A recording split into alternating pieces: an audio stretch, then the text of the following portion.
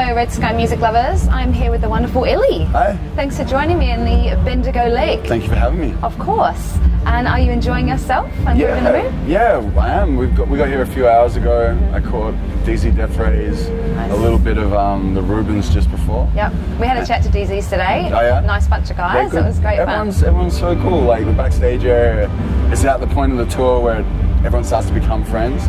So it's just good vibes all around. Everyone's just chatting. Yeah, like the EDM dudes are hanging out with the hip hoppers, who are hanging out with the indie rockers, who are hanging out with the hardcore. It's a good vibe. This festival, I have to say, that's probably one of the really good things about this festival, right? That it brings so many different genres together in that sense. Yeah, they've really, like this is my third time, and the lineup is always really good. Yeah, it's always a lot of fun. Awesome. Yeah. And have you managed to sort of have much sort of time to yourself to write while you've been sort of doing some of the shows, or are you just sort of chilling out trying to enjoy the sort of vibe of the festival? A little bit of both. We get here pretty early in the day. Like normally I try and get to the show whenever I'm playing kind of close to showtime. Yeah. Because these are kind of out of town, we're getting here like 4 or 5 hours before, so I can do a little bit of seeing sets and then kind of hang by myself. It's a bit of both. Nice. Yeah. And I did actually see on your Facebook, I think there was a 10-year-old that maybe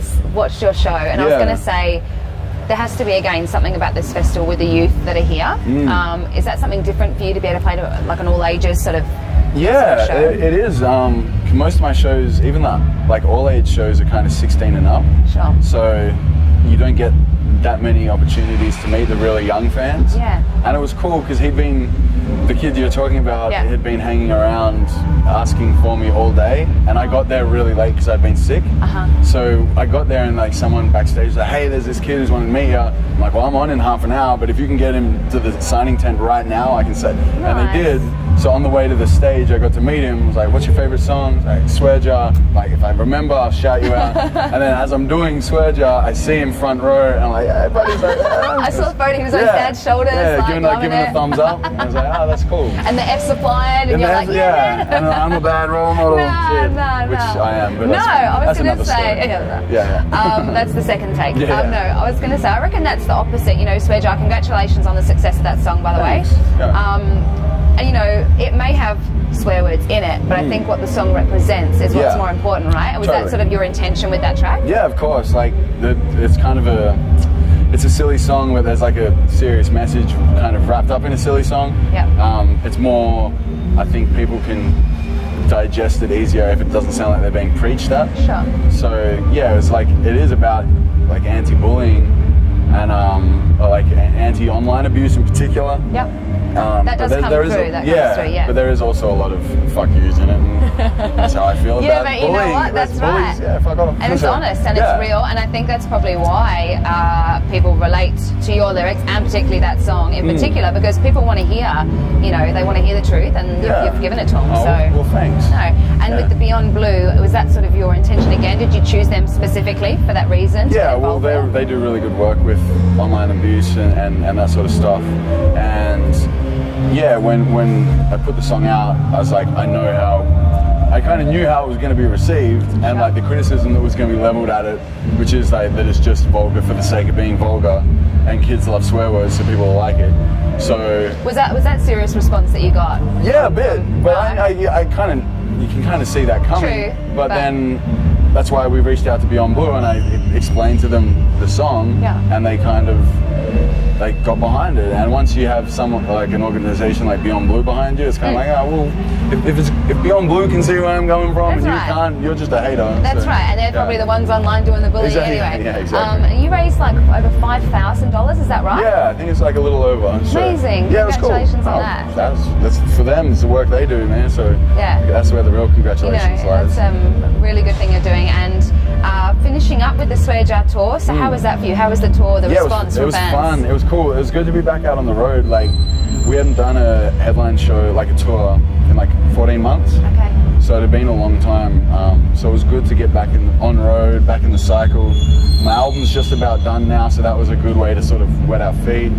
And yeah, hopefully the second half of the year is just going to be a lot more of that. That was my next question. Thank you for tying me in so nicely. Good at segues, man. Next album coming, so that's on its way. Yeah, it's pretty much finished.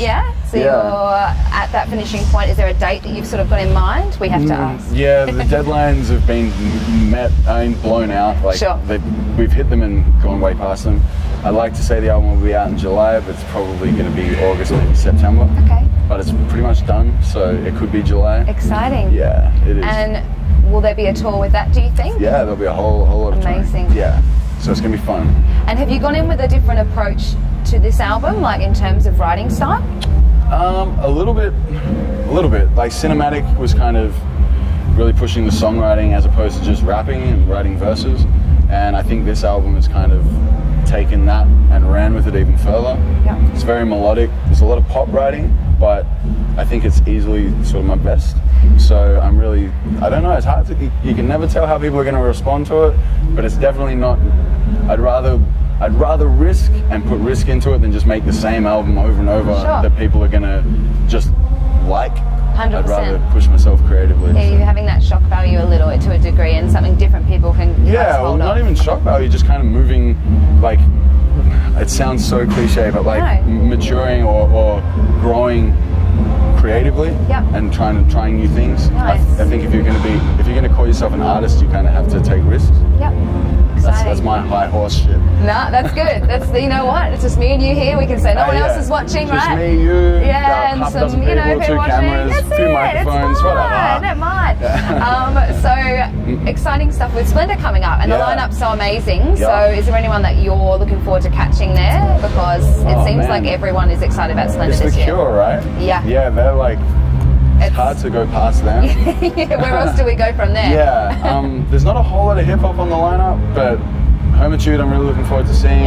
Off the top of my head I can't remember. No, but to be honest, you look at the poster and it's just like amazing. Yeah, so all throughout. So new stuff you'll be playing there. Well, yeah, I mean, hopefully we'll definitely have a single out. Hopefully the album will be out right around then. Oh, that's a good timing. It could be, yeah, right. So it could be like a completely, I don't know, could be a new set. We'll see. Amazing.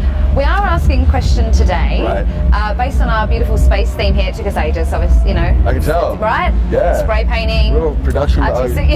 Totally. If you were to be flown to Mars tomorrow, we're going to put you on a spaceship. It's nice. It'll be a comfortable spaceship. Okay. What album would you take with you? Oh. I know, sorry. That's a tough one. And it only takes a year to get to Mars. I'd probably take, just because it'd be the one album I'd have to listen to over and over and over, probably Black Album by Jay-Z. It's a good choice. Yeah, because I can listen to that whole thing. And I'm not sure if they're playing 99 Problems right now, but it sounds like they are. I can, because that's that. There it is. So yeah. That's weird, that's meant to be. Right, so you have to take that now. Totally. Hey Illy, thank you for joining us, and good luck with all the new stuff. And Splendour in the Grass. It's going to be some exciting times. Cheers.